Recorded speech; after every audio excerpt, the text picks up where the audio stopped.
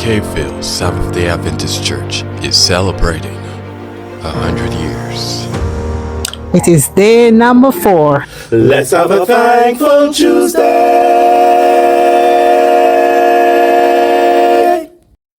Hello, Pastor McGregor. How are you doing today? I'm doing fine. Thank you very much for joining us. As you are aware, the Hill SDA Church is celebrating 100 years at its current location. Today we will be conducting an interview with you, as you were once the pastor of this church. So our first question for you today is, how many years were you the pastor of Hill SDA Church? I think it was from 2007 to 2009. It was within a 2-year period there. Wonderful. So what did you like or enjoy most about being the pastor here at Hill SDA Church? As a pastor of Hill Church, I found great fulfillment when, we collaborated together, we worked together, leadership and congregation. And most of the times when, I enjoyed the camaraderie and the engagement which I had with the members during worship time, and also during some of the social activities we were involved in. Okay, so can you name 2 memorable moments or your favorite moments while being a pastor here at Hill? There are a few, but I can remember during my first year being a pastor at Hill, when we were planning the Ingathering campaign, we were given goals and super goals and basic goals in which the church should at least strive to reach. However, I remember the leader challenged us when we were planning to increase the goal by 10%. And there was some concern.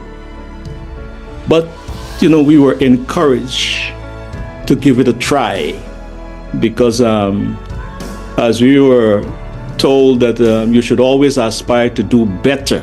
And at the time, it wasn't so much the church was barely making the goal, much less the super goal. But through some encouragement, we did try the recommendation that was given to us, and so we tried the leader, which was Brother Gary Graham. He capped it at a 10% increase from what was said by the conference. And by the end of the Ingathering campaign, the church was delighted because we surpassed that which was given as a super goal to the conference by over about 10%. So the church rejoiced. The following year after that, again, we were encouraged. It says, well, we made this year, so I think we should increase it by 10%. And again, the brethren were, asking some questions, but then we were reminded that, with God, all things are possible. And I am happy to say that, we surpassed the super goal again by about 10% or more.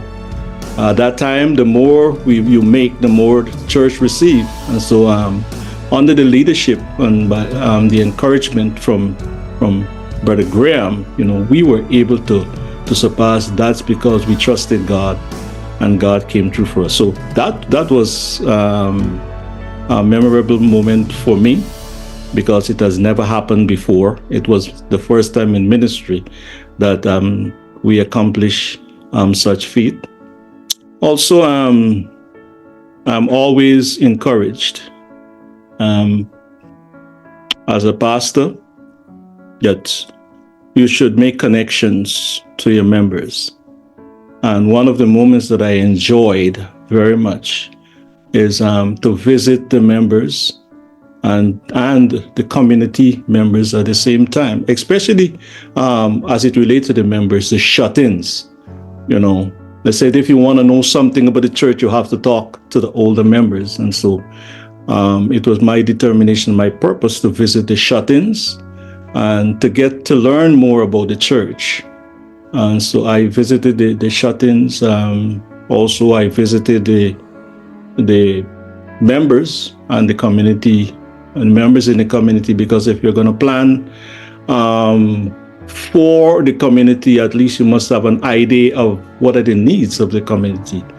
And so that was my purpose, in planning, to get to know what are the needs there in the community. And I enjoy that very much.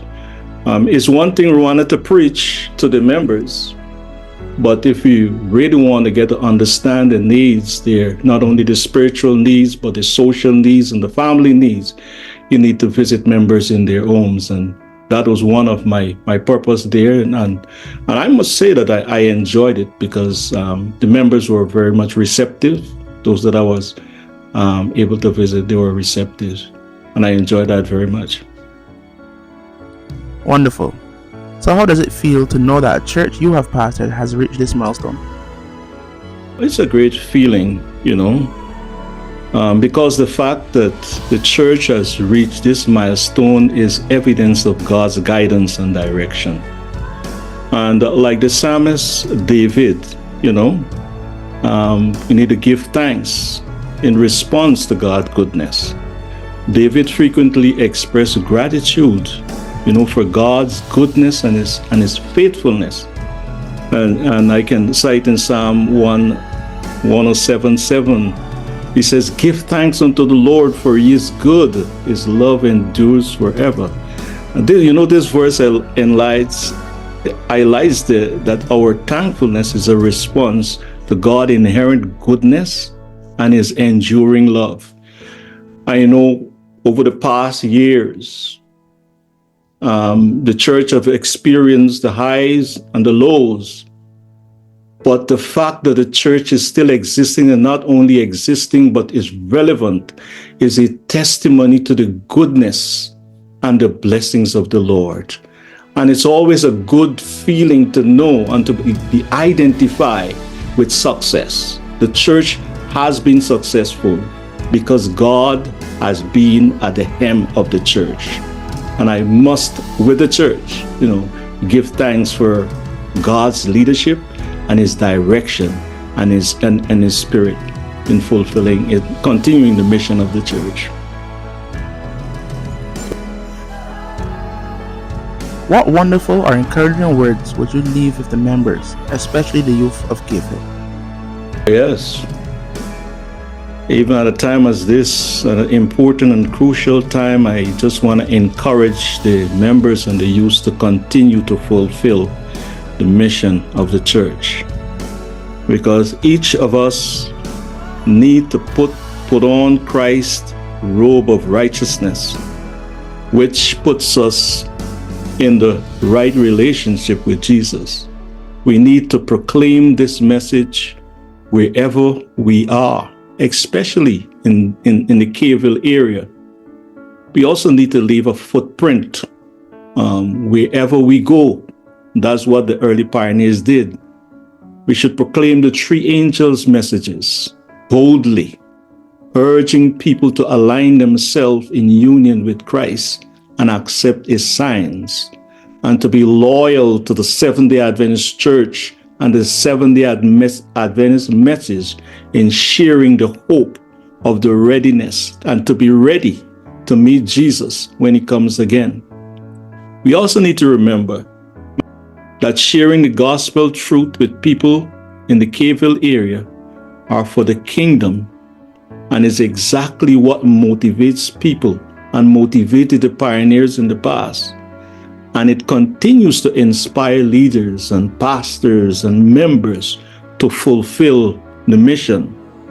So, brethren, let us continue to stand firm in the pillars of the early pioneer, practicing the word, studying the Bible, and working diligently to fulfill the mission of the church, which is to go ye therefore in all the world and preach the gospel. And we are not alone, because Jesus promised that he is going to be with us unto the end. And we know that he has been with the church, he still is with the church, and he will continue to be with the church. As a matter of fact, I remember this text in Philippians 1:6. It says, being confident of this very thing, that he which began a good work in you will continue to perform it until the day of his coming. That is reassuring. We are not alone, but more than not being alone, that Jesus is the captain of this ship. And that's why Cave Hill has been successful. That's why Cave Hill will continue to be successful and relevant, because of the message that we have for the people. May God continue to bless the church as he continue to focus on the mission today. Okay, so our final question. Can you tell us where you're living now? My brethren at Cave Hill, we are in the Midwest, and sometimes I tend to forget where I am, because we recently moved into this area. We are in Kansas, Nebraska. We're in Kansas, Missouri, and we are enjoying ministry here as a chaplain. I'm a chaplain in one of our hospitals in Kansas, and so we are enjoying the mission. Thank you very much, Pastor McGregor, for taking the time out to join us. We do want to wish you all the best and many blessings on your family, and as you continue to minister to others. We definitely want and hope to see you sometime as we celebrate 100 years at Cave Hill. We are praying for you, and we know that you are praying for us, because together we are all on fire and we are all doing the work of Jesus Christ. So I'm hoping to see you all one day, but if not here, let us prepare to meet when Jesus comes on the sea of glass.